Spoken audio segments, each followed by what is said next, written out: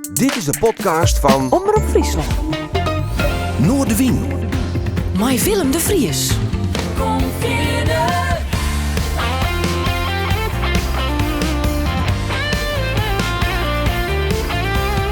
Alles wat te speelt. Omroep Friesland. Want zoekend naar geluk, zo zie ik de mensen om me heen. Dan kijk ik liever verder, blijf op zoek naar jou alleen. Want ik wil wonen waar jij bent. Ik wil wonen waar jij bent.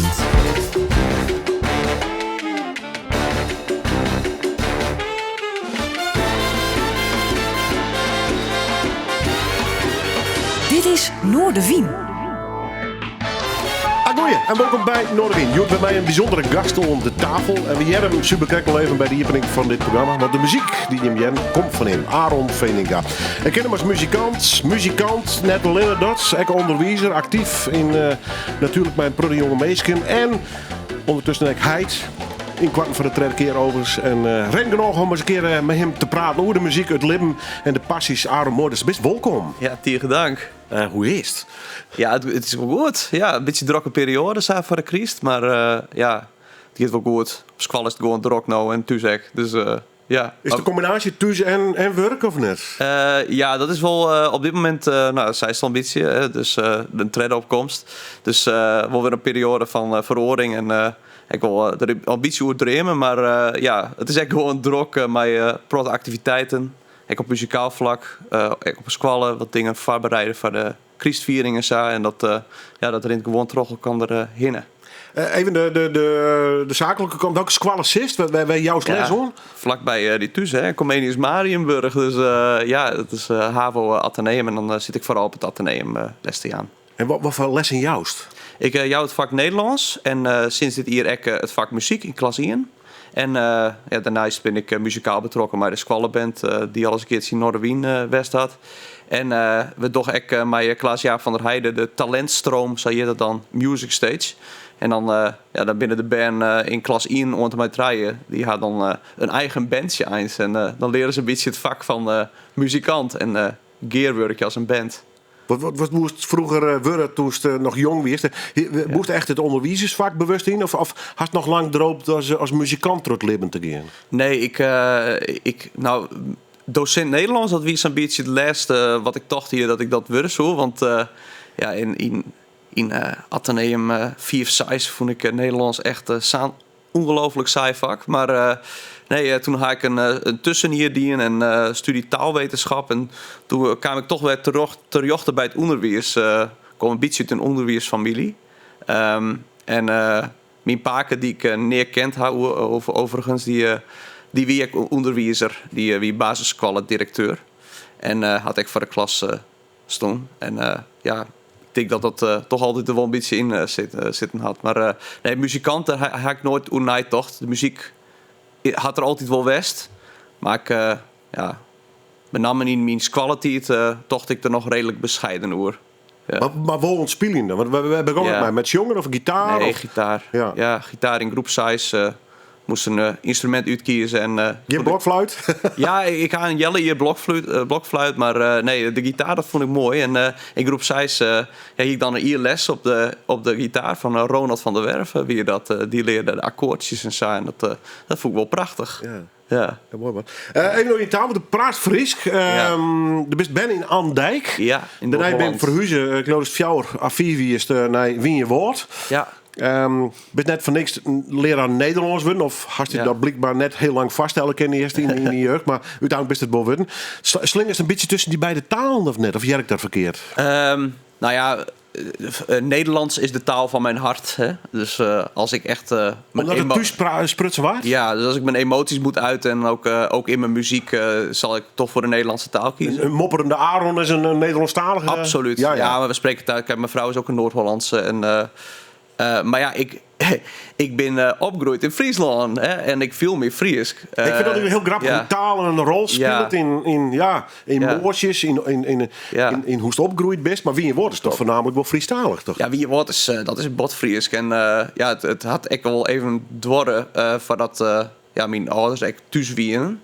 Maar nee, ik had er mij heel veel plezier mijn jeugd teruggebracht. En mijn studententijd dan in Grains. En daarna toen we trouwden in het 2003. En toen gingen we naar Leeuwarden. Maar nee, Friesland, dat is mijn provincie. En ik viel me thuis in Friesland. En ik lust hier graag naar de omroep, naar Friese muziek. Dus, dat Nederlands dat lijkt mij. Dus ik bedoel, daar is taal voor. Maar dat lijkt je wel heel dicht bij je hart dus. Ja, Nederlands, dat is gewoon de taal, daar viel ik me in thuis. Maar om eerlijk te wezen, ik zit er wel eens hoe naar te denken van... zou ik echt een Fries nummer schreeuwen kunnen? Want ik vind Fries een prachtige taal. En om te zongen vind ik Fries misschien soms nog wel mooier dan het Nederlands. Ja, het gaat het vooral over muziek en die plaat, EP. Ja. Bij jou zit trouwens al online, dus mensen kunnen beharken. Daar draaien we al even een nummer van. Wonen waar jij bent. Daar zit nog geen twijfel hoe buist met zo'n plaat bezig bent. In dit geval mij een stuk of 5 nummers. 6, ja. Daar is in Holland geen street hoe dit maar gewoon in het Nederlands nog steeds? Nee, geen enkele street. Nee, ik ga heel duidelijk een kar maken op een gegeven moment. Toen dacht ik van, ik wil gewoon gaan schrijven. Ik wil gewoon muziek gaan maken. En dat ook delen met de mensen. En daar heb ik best lang over nagedacht. In coronatijd heb ik die knoop doorgehakt. En toen ben ik op een gegeven moment met deze EP bezig gegaan. En eigenlijk vanaf het moment dat ik ging schrijven om muziek ook te delen met de wereld, wist ik dat wil ik in het Nederlands doen.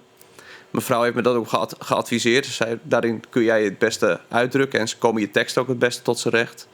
Dus nee, daar heb ik geen enkele twijfel over. Maar ik zit nu wel eens na te denken. Ik heb ook wel met degene die mijn website heeft gemaakt, die is ook een muzikant. En die is echt een verstokte Friese muzikant. En ik wil wel graag eens een keertje met lied meedoen misschien. Dus, maar ja, dan moet het in het Fries natuurlijk. Dan komt het er net hoor. Nee. Of een variant op het Fries. Dan kies ik nog een soort Fries dialect doen misschien. Bij deze. Als naar die smaakjes, want we beginnen wat muziek draaien van oren, artiesten. Wordt het Nederlandstalig? Of ik wil gewoon Engelstalig? Ja. Is het een mix? Zoals bij de meeste mensen, overigens. Mijn platencollectie die besteedt wel voor het meest uit Engelstalige muziek. Want Nederlandstalig, het cliché leidt vaak op de loer, vind ik. En in het Engels is dat extra. Alleen in het Engels klinkt het al wel lekker. Maar ik hoor van verhalenvertellers en dan maakt het me net zo volle uit wat de taal is. Maar verhalenvertellers die komen in de karrelist een beetje naar voren. Dus als er een mooi verhaal achter de muziek zit, dan draai ik het. En dat is belangrijk. Ja. EP, hij komt op vinyl uit, ook, hè? Ja, hij komt op vinyl en op cd uit in januari. Ja, cd, dat leidt voor de hoorn. Maar vinyl, daar spreekt ik voor even de liefhebber. Ja, dat is mijn droom. Dat er ooit de eigen muziek gewoon onder de naald gaat. Dit wordt de eerste keer dus echt? Ja, dat is de eerste keer. En, nooit eens even een singeltje per selitten of zo? Nee, dat hier ik eigenlijk... Het is de eerste keer dat ik toch van, dit is echt serieus. Gewoon 6 nummers bij elkaar. Daar kan ik een mooie plaat van draaien. En ik vind het fantastisch dat er hier in de stad gewoon een platendrukker zit. En echt nog een hele goeie. Dus dat is mooi. Ja. Hoe spannend is het? Want dat had ze nog net leuk, hè? Want... Nee, het artwork, dat wordt nou oorroen. En toch dat de test, dat de snijding binnen weer. Dus dan komt er nog een testpersing binnen, nevens mij. En dan zal het heven. Dat lijkt mij het summum voor elke muzikant. De eerste keer dat dat ding uit die sloe vloekst. Ja. En dan op die eigen pick-up. Had je pick-up al? Ik ga een pick-up. Nee, ik vind het prachtig. Ja, wel een Bluetooth in, dus ik heb een beetje aan het vals spelen. Maar dat is prachtig. Ja, de muziek op de LP spelen, dat vind ik het allermooiste wat er is. Ik kan me voorstellen dat dat in Holland al een paar keer al afspelen haast. Ja. En dan komt hij en dan lees ik hem del. Ja, ik gewoon omdat het is het hele plaatsje, maar ook omdat ik ik wil echt wel meer speel je gewoon buitendoors. En dan is het zo mooi als wat merchandise mij neem ik in. En dan vind ik gewoon een plaat en een cd. Dat is dat listenhast en dat mensen daarna je luisteren je kennen. Ja, want de best van 89. Ja. De best eigenlijk van de cd-generatie, denk ik. Ja, ik ben voor de cd. Ja, een beetje de cassettebandjes nog, maar vooral de cd. Ja. Dus, maar cd is echt mooi. Alleen nog, de cd-speler die haak eind net zo vaak meer aan. Maar de LP-speler, ja, dat is... En met name in deze donkere maanden en straks de criesvakantie... dan vind ik het zo mooi om gewoon die platen te draaien. En dan te genieten echt gewoon van het fysieke aspect van de muziek. Dat vind ik zo mooi. Mooi man. Ja. Ja. We gaan praten over de EP-ases. Natuurlijk goed in hele muzikale lippen. Ik moet zeggen, als die 6 noemers afspelers, net bij alle jaar, maar bij een aantal, kies wel jij dus toe een behoorlijke, ja, ik moet zeggen, dire straits, of is het echt een specifiek Mark Knopfler liefhebber? Specifiek van Mark Knopfler, ja. Waarom hij? Nou, omdat hij het fantastische gitaarspel, gewoon, dat is zo authentiek. Jest het voorthalig, hè? Ja, jest het voort. En dat combineert er mij een fantastische kunst als schreeuwer, als auteur van verhalen. Hij kan zo goed verhalen vertellen. En dat mij die stem van hem brengen, dat is... ja, die combinatie, dat maakt hem tot mijn favoriete artiest. Ja. It's what it is now. What it is. It's what it is now.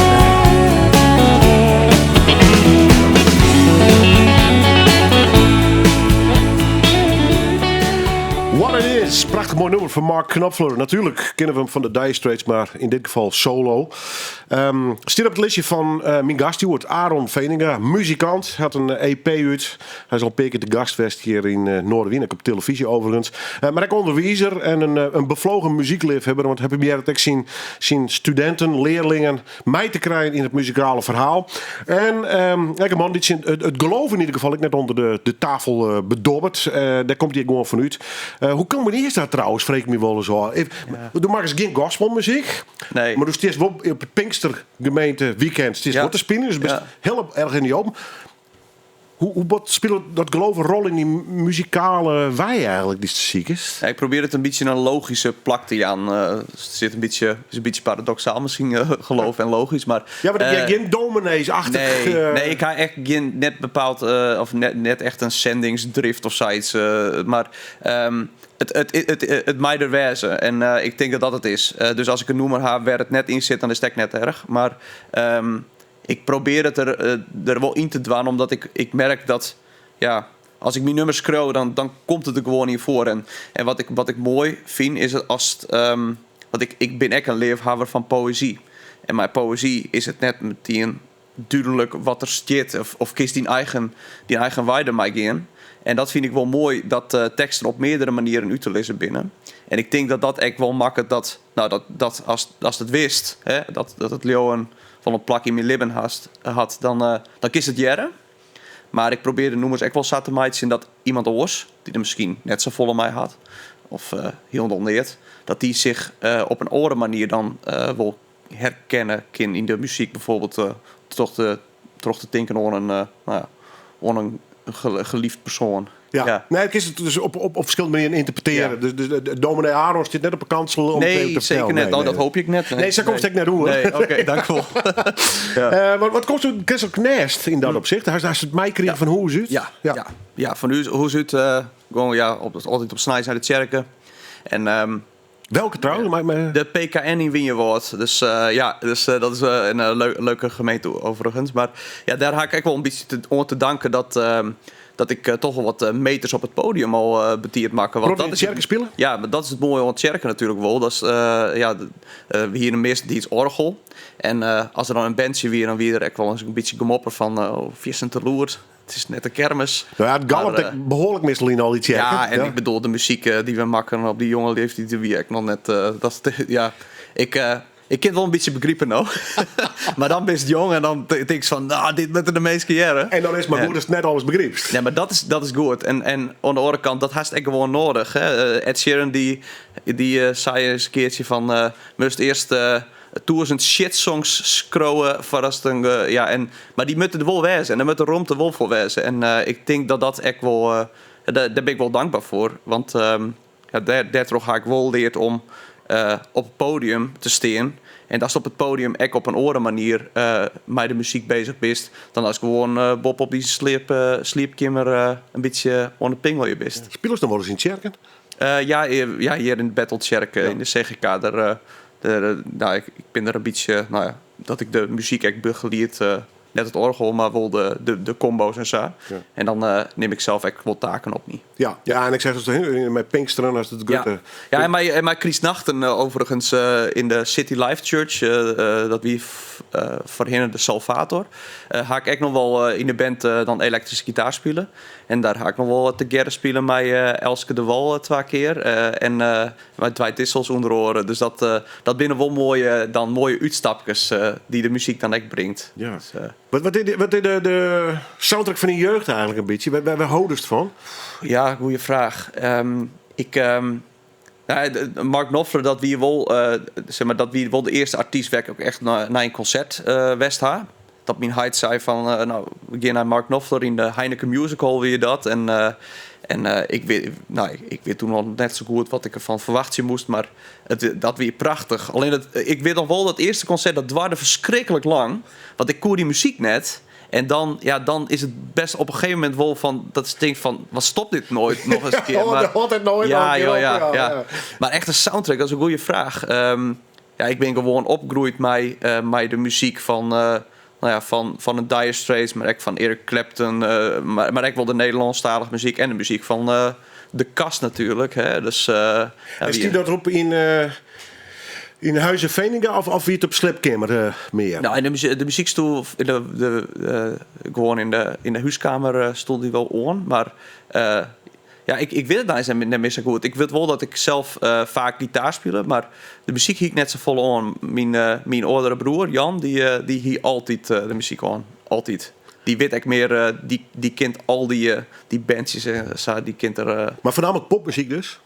Popmuziek, soms een beetje rock, maar popmuziek en we hier trouwens wel vaak Classic FM ook horen, dus klassieke muziek wie er ook wel. Maar Bach en de psalmen, dat Ja, soms op Snijtemoorn dan wie en Peerske wie er altijd een cd met Peerske muziek en dus dat een beetje. Nou ja, elke zin had zijn tradities, hè? Ja, daarom. Dus dat weet ik nog wel op Peerske Moorn. Dan wie er altijd zijn, wie dan maar een panfluit of zo. En dan wie er allemaal van die Peerske liedjes, dat weet ik nog. Prachtig. Ja. Wat is uit de familie, het gezin, ben je meer muzikaal online? Nou, wel qua interesse. Ja, want er zit een grote muzikale interesse in de familie. Maar mijn familie is vooral erg sportief. En mijn zusje die had wel dwarsfluit spelen, maar dat had ze al een tijd niet meer dienen. Maar we kennen ons alle jaren wel fijn in de muziek, maar ik ben eens de enige in het gezin die er echt mee verder gegaan is. Ja, want hij de mem, houden die van muziek, draaien die muziek? Ja, mijn Heid had echt een grote platencollectie wel. En dat is wel mooi, want die interesse, ook omdat ik natuurlijk nooit dwaande ben mijn eigen muziek uitbrengen, we hadden wel vaak hoor. Dus, en wat zit er in zijn platencollectie? Ja, echt, dat gaat alle kanten uit. Maar een paar bandjes die eruit springen, Alan Parsons Project, dat hebben we together echt, dat vinden we fantastisch. Ik lees mij wel bij in de Discus de platenzaak. Good old Wobbe van Zion. Ja, een goed gesprek over Alan Parsons. Hij hier nog wel een paar anekdotes over. Dus dat die prachtig. En Wobbe had alles in dat weet ik nog echt. Ja, en echt die wat oudere muziek benamen de jaren 60, 70. Cat Stevens, J.J. Cale. Bob Dylan neem ik om. Ja, Bob Dylan, zeker. Hebben we een concert Westek. Dus ja, de grote namen, maar echt wel prachtige muziek. Die nog altijd een heel vertrouwde klank had. Ja. Hoe je het humeur bij dat concert van de heer Dylan? Hij hier net zo volle interactie met zijn publiek. Nee, dat had hij vaker. Nee. Stier er met de reg naar die taal? Ik denk dat het al... Nou, het is meer dan 10 in lijn. Maar hij doet al heel oud. En hij leeft het nog steeds. Dus, voor mij treedt hij nog steeds wel eens op. Maar nee, zeg maar, Mark Knopfler die stiert er. En die gaat een verhaal vertellen aan zijn publiek. En Bob Dylan die stiert er en die maakt het muziek. Ja, Bob Dylan is zijn eigen verhaal, hè? Ja, dat is wel zo. En wel een fascinerende artiest, dat wel. Ja, kan je me voorstellen. Ja. Fascinerend is ook Stef Bos. Absoluut. Daar geven we een nummer van draaien. Stef Bos in Tusken, en die eer had meer artiesten in Tusken horen. Oerzet naar het Frieskek, toch aarde de boer overigens. Voor de mensen die dat verhaal jaren willen, op YouTube zit een mooi interview met hem. Wat ik mij hem horen haar ontroeren over de Frieske taal. En zijn Frieske oppastante trouwens. Dus er zit ook nog een Fries krantje hoor. Mooi figuur. Hij doekt op het leesje van mijn gast, die wordt Aaron. Waarom Stef Bos en waarom het nummer wat we draaien, het lied van Ja, Rut, ja. Ja, het lied van Rut. Nou ja, dat Stef Bos, dat is wel een inspiratiebron. Want dat is iemand die dat spul met de taal zo prachtig speelt. En hij kan zulke mooie verhalen vertellen trots zijn muziek hinnen. En dat lied van Rut, dat komt uit dat album In een oor lucht, in een ander licht. En daarin had er een brotte bibelverhalen. Had hij oerzet naar zijn eigen interpretatie eens. En dat vind ik mooi, want dat is echt wel de muziek die ik een beetje maak. Dat hij dat verhaal van Rut vertelt over een vreemdeling wezen in een oorloon. En hoe ze dan ontvangen wordt. En dat is, Tjinwurg is dat net altijd gastvrij. Hè? Maar dat is een vreemdeling bist en dat er dan iemand zegt van nou, jouw land is mijn land. Hè? Die verbintenis, dat vind ik prachtig. En dat komt in dat nummer echt mooi naar voren. Draai je hem vaak? Gist ik wel eens heen dat hij komt te spelen? Of wat voor relatie had met zijn muziek? Nou, ik ben 2 keer met mijn vrouw, want die vindt het echt prachtig. Ben we naar in de Lawaai weer dat en in de Harmonie een keer naar een concert van hem West. 1 keer solo, 1 keer mijn band. En dan solo benam en dan vertelt hij echt de verhalen om de muziek heen. En hij is echt een theaterman, dat merk je dan wel. Dus ja, dat... Ja, het is echt een performer. Ja, en...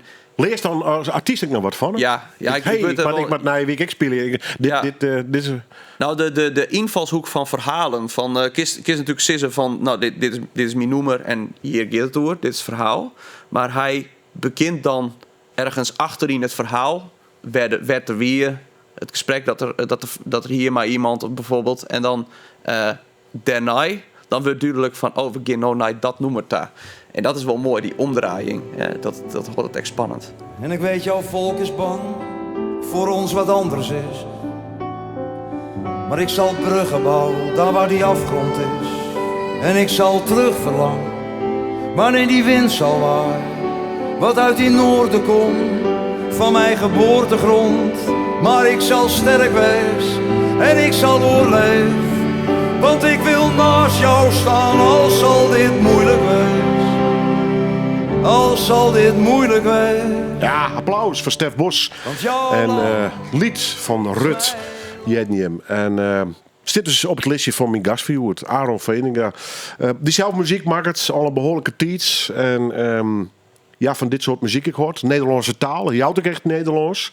Is die een gekke vraag, maar is het Nederlands bot verloren in de laatste 15, 20 jaar? Ja, dat is wel waar de mensen een beetje bang voor binnen. Hè? Ik had altijd toen muziek, naar genres en modern, maar een taal is echt dynamisch. Hè? Ja, een taal is dynamisch. En hoe mensen op verandering reageren, dat is echt... het is vaak een beetje dat mensen dan snel zeggen van het is taalverloedering, hè? Dat het de verkeerde kant uitgaat. Maar de taal verhoort het wel. En het had echt wel zijn positieve kant, want in de Nederlandse muziek... Het is echt een ongekende hoeveelheid Nederlandse muziek die de laatste tijd uitkomt. En en de jonge generatie, de vrouwtjes. Ja, zeker. En die S10 en neem ze al in maar op. En de snelle. En bijvoorbeeld de jeugd van tegenwoordig, die houdt zich echt wel steende. Maar die ben echt op een hele mooie manier creatief met taal. Dus de taal verhoort. De taal is inclusiever worden. Hè? Dus die discussie over gender en zo en identiteit, die wordt echt in de taal wel vierd. En daar hebben we het wel over.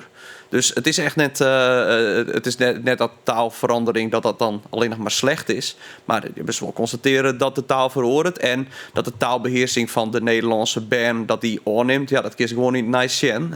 Dus dat is wel iets, daar kan ik wel een beetje miswaardig noemen.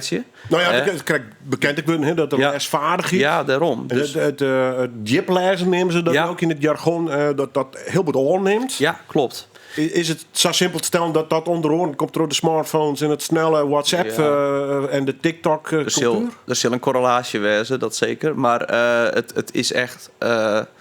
het is denk ik wel dat er door die dingen onder oren een protte oorleiding is. Hè? Want de band die met te leren om gewoon een tekst te lezen... inderdaad de langer dan een paar seconden hoe uit te denken... Dus ja, smartphones die hadden er een rol in. De vluchtigheid die is wel aan. Of het alleen nog maar zij is, dat weet ik net. Nee.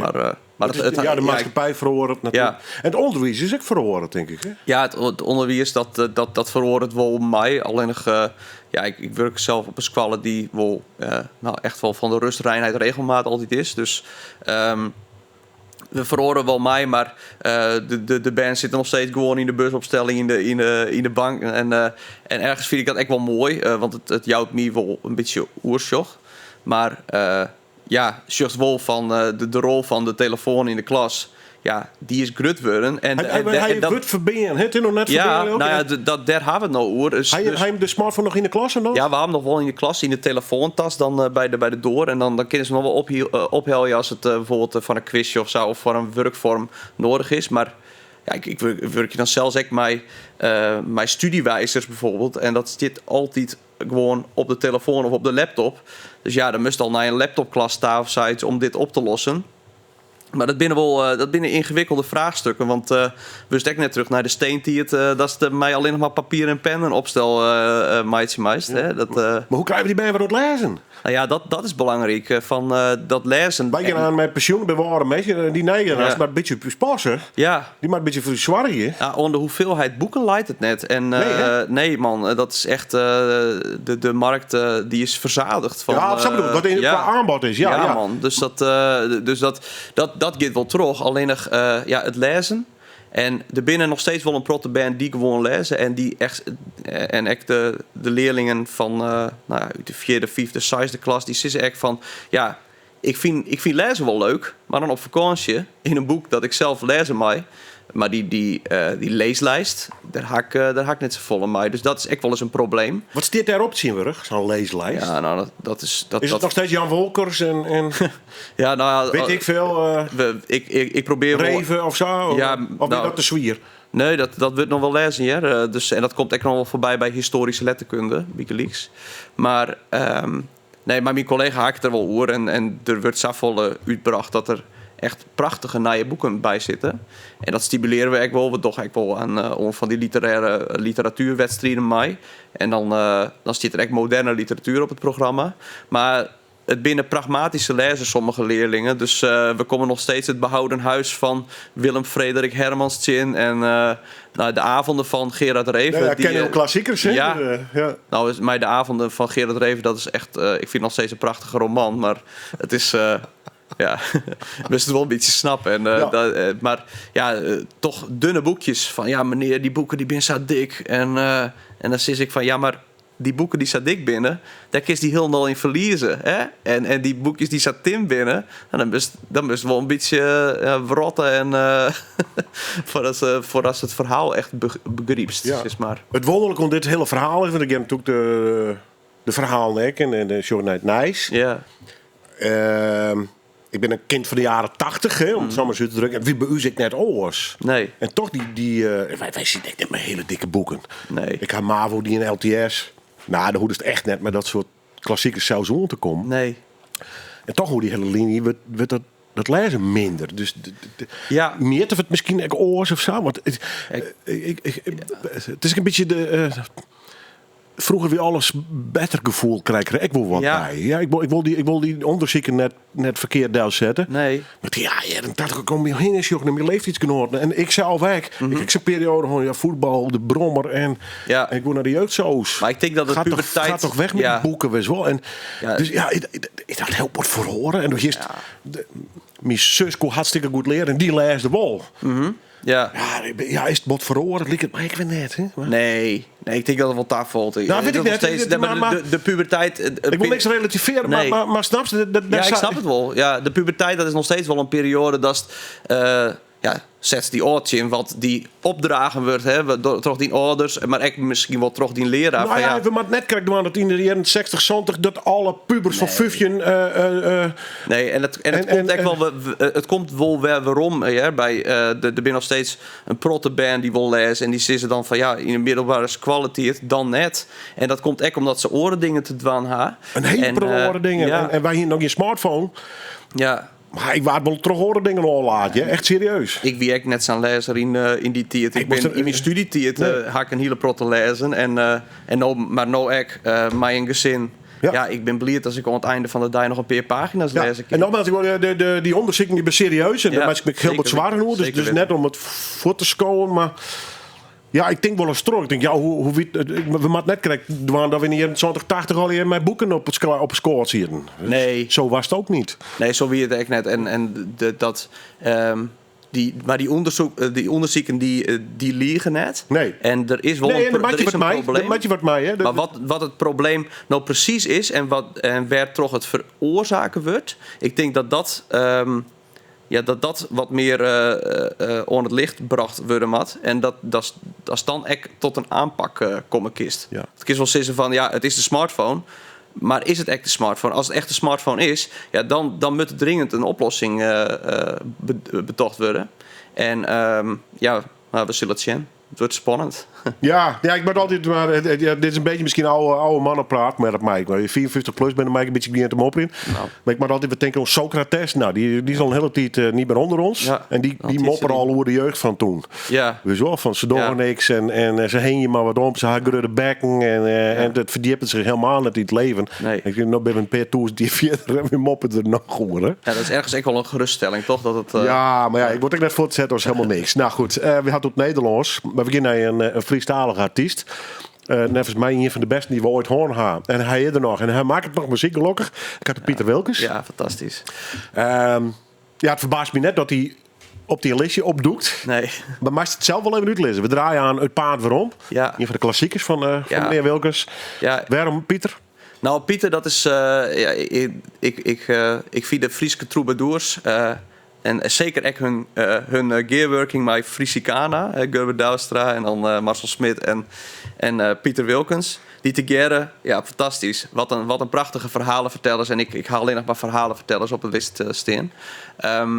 Maar ja, Pieter die had mij Het Paard Waarom. Had hij wat mij betreft wel een Friese klassiekerskreun. Want het is zo mooi om ja, ik denk dat het is zo'n vertrouwd beeld van gewoon... er komt altijd weer thuis. En ja, kist overal hinnen hè. En de Eergein vind ik echt een prachtig Fries woord. Hè. De horizon, maar dan de Eergein, hoe vier als het schenkist. En, maar uiteindelijk is het mooiste om bij gewoon waarom te komen. En dan bist pas echt veel het West. Dat vind ik zo mooi. En dat vertolkt Pieter in dit nummer, Viest? Ja, en echt gewoon het vertrouwde beeld van opgroeien in een dorp. En de dingen die ze herkennen kist. Zonder dat ik in onder de shoot West ha, maar toch, dat vind ik mooi. Ja, want er was nog wel een tijdje in Ljouwt. Ben je een stadje geworden of net? Nee. Ik kan onder Ron van de stad en we kennen samen naar de hoe heet dat, de Hoensdiekpolder. Kennen we samen naar daar en dat is prachtig. Dan de graaidevogels en zo. Dan ben ik weer even in de natuur. Maar de poort van die polder opbluwen, hè? Ja. Hij is best welke kant zie je het voor? Of Ja, ik weet het net. Nee. Ik ben je via ik ben je aan de ene kant van de polder en dan zoek ik wat sissen van de mensen die er aan de andere Hoe kant had je er net mee bemoeid? Ja, dus Ja, voor de mensen die het mist, daar een hele discussie Ja. over. Want hij bloedt wel voor een deel. Ja. Maar er zal ik bebouwing komen en er is actie vervierd. Komen de grutto's dan, de skriers dan nog? Hè? Dat Ja. Nou, daar zitten we denk ik al heel wel wat over in. Goed, dat is de polder. We beginnen Pieter Wilkens en Het Paard Waarom. Ik leerde hier het reden op de slotschrift. Ik kreeg mijn eerste tut in onder een schuur. Mijn verhaal bij mijn dorp is nog lang eruit. Ik was je vrij in het veld bij de grote veld. Ik struw er van het Aardland naar de zielsleet. Ik schucht mijn oude hut efter het fabriek. Wie vlot is waar een boot, het draait mijn reek. Ik reis je op en down de ierde boel. Altijd onderwijs naar je raad. Absolute Frieske klassieker, Het Paard Waarom. Ja, natuurlijk, Pieter Wilkens. En hij stier op het lijstje van Aaron Veninga. Muzikant in hart en ieren en dwaande mij de release. Dus ik heb er even op zijn goed Friesk van de EP Bij Jou. Stiert hij dus wel online, maar hij komt nog op vinyl uit. Die had hij besteld. Daar zit altijd een hele lange wachttijd op. Maar Ja. is dat nog zo of niet? Ja, dat is wel zo. Ja. Maar ja, echt mooi toch? Het is een product en mijn groenstoffen en zo. Dus ja. Het is een beetje EP, variabel. 6 nummers. Hè? Maar we horen een soort hele LP. Ik ga in de jaren dat ik naar mijn muziek doe, ben altijd mij kregen wel dat elke plaat had zijn verhaal. Wat is het verhaal van deze EP? Het verhaal van de EP is, hij zit bij jou. En het is mijn eerste EP. Dus het is echt ergens een beetje een visitekaartje van... Ik wil echt mijn eigen verhaal erin vertellen. En, Wat is die verhaal? Dat is een verhaal werd vertrouwdheid, thuiswezen, thuisvielen... gecombineerd met een soort, misschien een soort romantisch gevoel af en toe, substitueert. En het leeuwen, waar dat together komt, daar is bij jou, denk ik, skreun. Is dat bij elkaar verbonden bij onmiskenbaar? Ja, en dat de komt, leefde van die vrouw en Ben in dit geval. Want toen, er komt een trede hoor. Dus is denk ik in een soort gezinsgevoel zit Ja, of net? Ja. ja, zeker. En dat combineert mij het christelijke geloof, zeg maar. Ja. En gewoon het verlangen om die thuis te vielen en die geborgen te vielen. Ik denk dat in de plaat wel heel bot naar voren komt. Zonder dat het alles zeker wist of zoiets. Hè? Want dat zit er echt wel in. Het is soms echt gewoon het verlangen dat net altijd vervuld wordt. Want ik bedoel, de wereld is net perfect. Dus er komt echt wel wat twijfel in naar voren. En wat oertinkingen eens. Had je ooit twijfel onder leefde? Onder leefde van mijn vrouw had ik geen twijfel. Maar onder de leefde van mijn geloof ik net zo bot. Het is gewoon, het is een constante in mijn leven. Maar Nog geen grote drama's in je leven? nou, ik ben een gelukkig mens als het daarom gaat. Ja, ik bedoel, wel wat sterker vallen van een paak en van een beppe, van beppes en paken bij mijn vrouw. Maar voor de rest, een gezegend mens. Maar ik denk wel van, als het om die heen is, just met de spanning in de wereld, wat er al jaren speelt. En ik heb me wel een zwaar meidje over hoe komt het. En ik van, als er dan die God werk in Leo, als die er dan is, dan komt er soms echt wel de vraag naar voren van... dan mag die zich soms wel wat meer melden in mijn eigen. En Je woont een mis, hè? Ja, daarom. En dat... Ja. Ik denk wel van... Aan de ene kant is het een antwoord op... alle oorlogen die er binnen... Dat kun je zeggen van... Ja, maar daarom leeuw ik in iets wat goed is. Hè, en wat misschien echt wel troost Jank in. Maar het roept soms echt wel vragen op, ja. Van waarom mat dit? Waarom is er zoveel oorlog? Waarom binnen de Saint-Prote-Bern die geen huis hebben, die gewoon in verschrikkelijke situaties opgroeien? Ja. Dus dat binnen wel twijfels en die hadden de meeste mensen, denk ik, en die haak ik. Ja, wat helpt het geloof wel eens als naar de ontwikkeling? Nou, dan heeft het zelf leven, de oorlogen, de politieke verschoningen in Nederland. Nou, neem het maar op. Er ben ik nog voorbeelden. Dit is tijd wel te benemen, zeg maar. Ja. Is dat heel concreet, die hulp dan? Of is het meer een soort inspiratiebron? Ja, ik denk dat het is. Want het is net... als het een direct antwoord dan zou die oorlog oplost wezen. Hè? Dus die goddelijke interventie, ja, die zag ik net. Alleen het is wel... dat is net een onverschilligheid. Maar wel dat de problemen die er binnen... dat ik die als individu... net te beantwoorden hoef. Dat er nog wel gewoon een soort van achtervang is. En dat wat mensen dwaan dat slecht is. Soms. Maar dat er echt een heleboel goede dingen gebeuren. En dat je in oren. En dat... ik denk dat echt leeuwen is. Het is echt vertrouwen. Hè? Het is net zeker weten. Nee. Dus... ja. Het leven zit vol verrassings. Nou, dacht ik wel, ja. En mooie muziek. En mooie muziek, ja. Zeker. Ja. Zeker. Even de praktische kant van de zaak. Want ik zei al, het zit al hier op de streamingtjenesten. Deze EP en 18 oren muziek overigens. Die is te makken harst. De plaat, die mag nog komen dus. Ja. Die zit in de pijplijn. Ja. Maar dat was ook al even een uitlijn. En wel mooi dat die in Leeuw perst wordt. Dat is fantastisch. Het had ook wel wat, hè? Ja, maar daarom, over romantiek gesproken, hè? Ja, Dat is, daarom. Maar ik wil het extra lokaal horen. Hè? Dus, ja. Wat ben verder de plan? Nou ja,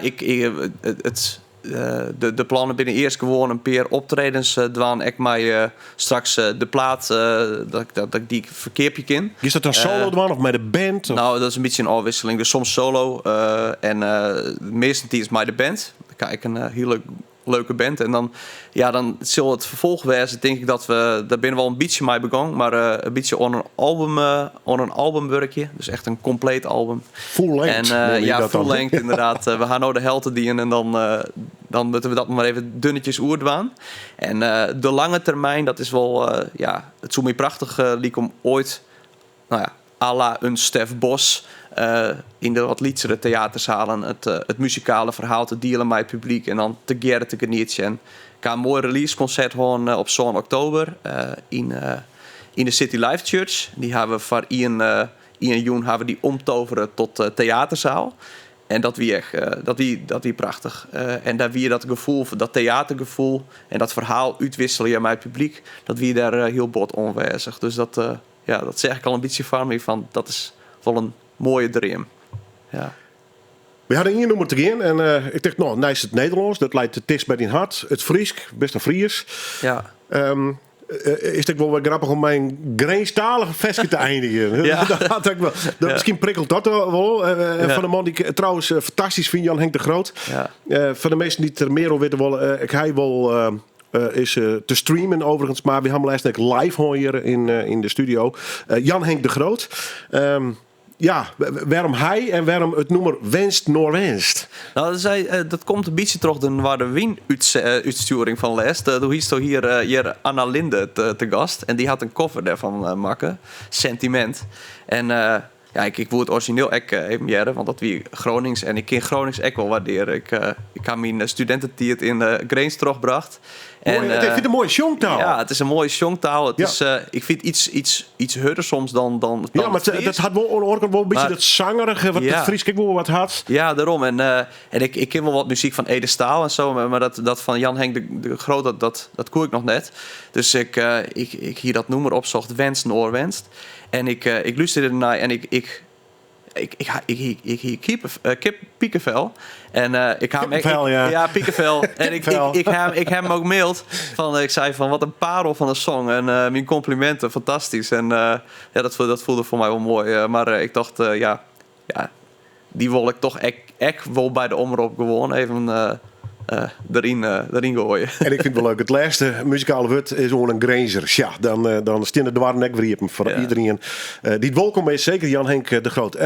Dankjewel. Succes met de muziek. Vielen dank. We'll meet again. Ja. En hoor eens op je hechten. En als de plaat uit is, dan geven we dat zeker melden. En dan bedoel ik de plaat CD en vinyl. Hartstikke goed. Dank u wel. Mooi, dank u wel. Wat is de vrijheid van de zomer, dat ook leefde dag en nacht. Mijn gitaar de liefde speelde ik in zachte armslag. Wat is de haast, de kolle regen, dat ook fietste in de wind. En ik keek of ze bij hom was, hoe ik schreide als een kind. Ik heb wenst, nog wenst. Ik heb wenst, nog wenst. Ik weet ook nooit wat ik mis, alleen dat het tonight is. Ik heb wenst, wenst, nog wenst. Ik om 1500 en snij belet het zicht. Maar hier binnen klopt het hart, smelt het duister van het licht.